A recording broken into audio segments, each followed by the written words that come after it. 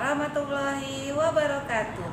Apa kabar teman-teman level 5 Pulau Kalimantan? Semoga teman-teman dan sekeluarga selalu sehat dan tetap semangat mengikuti pembelajaran hari ini bersama Bu Ziza. Nah, sebelum kita belajar, yuk kita baca doa bersama-sama.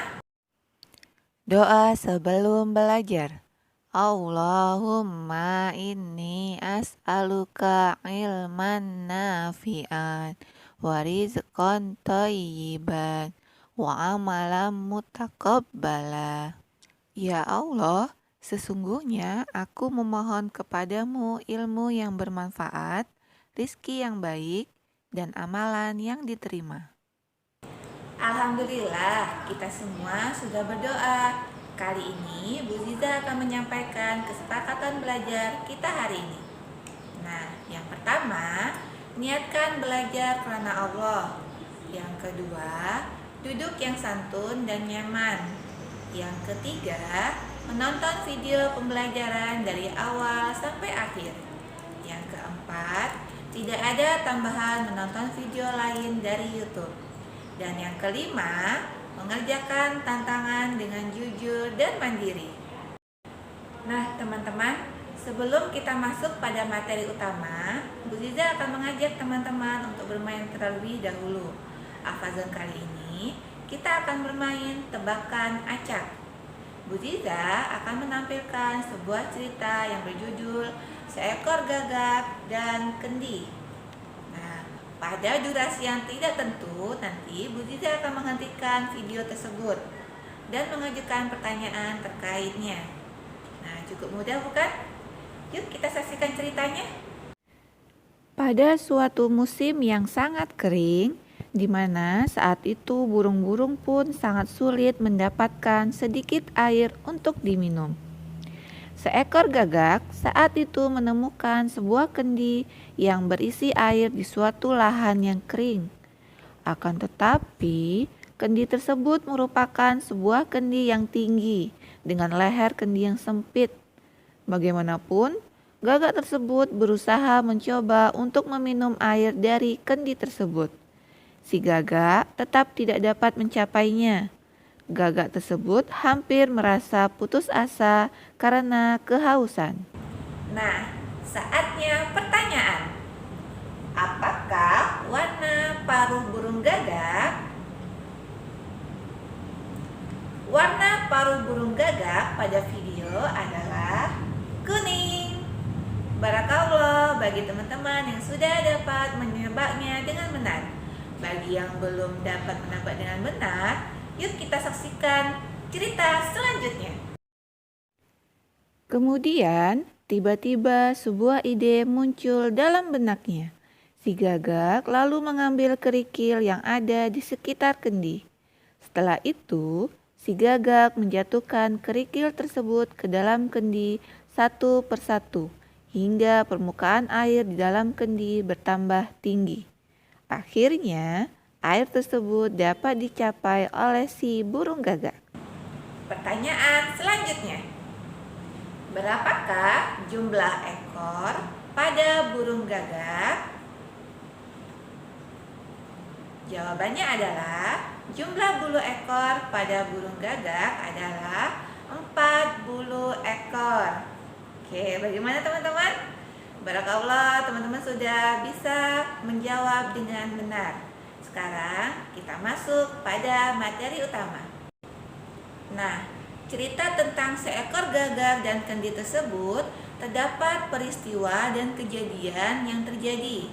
Salah satunya, seekor gagak merasa kehausan. Peristiwa lainnya, gagak tersebut berusaha memasukkan beberapa kerikil ke dalam kendi. Menurut teman-teman, cerita tersebut berdasarkan kenyataan atau bukan? Iya, teman-teman, benar. Masya Allah, cerita tentang seekor gagak dan kendi tersebut bukan didasarkan pada kenyataan atau fakta.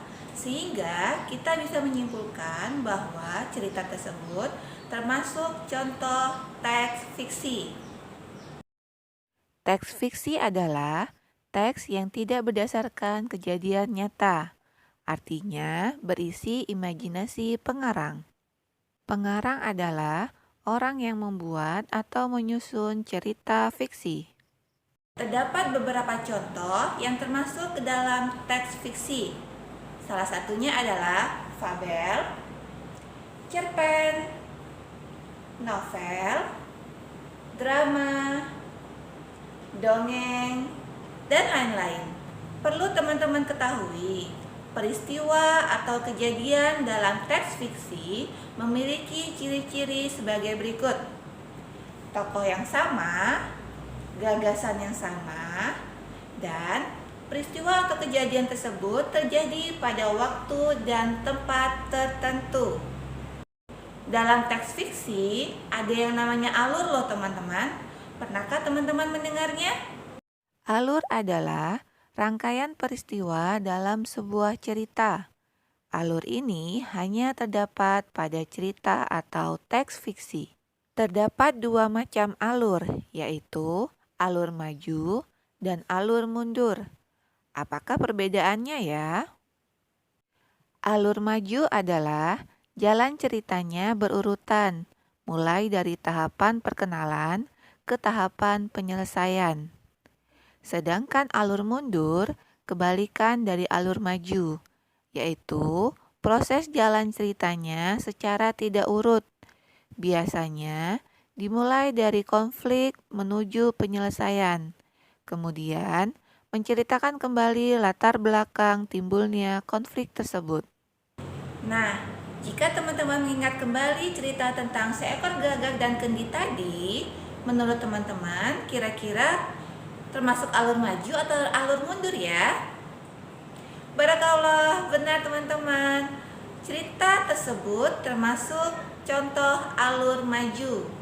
Salah satu ciri peristiwa atau kejadian yaitu sesuatu terjadi pada waktu dan tempat tertentu. Itu yang disebut dengan latar waktu dan latar tempat. Oleh karena itu, latar waktu dan tempat dalam teks fiksi bisa memudahkan kita untuk menemukan peristiwa dalam teks fiksi.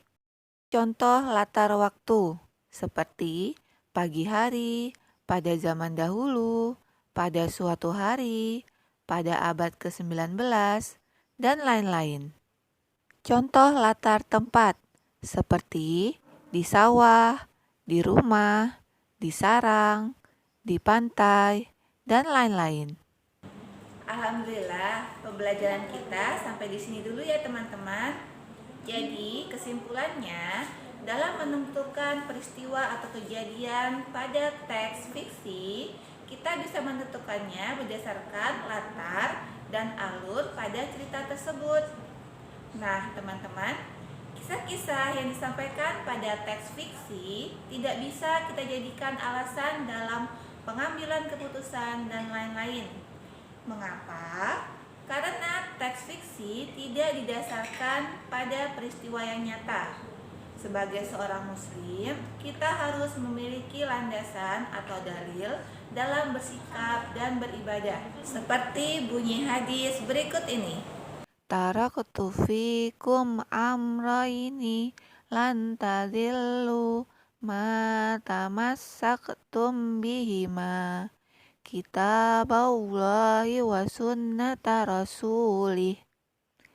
Aku telah tinggalkan untukmu dua perkara.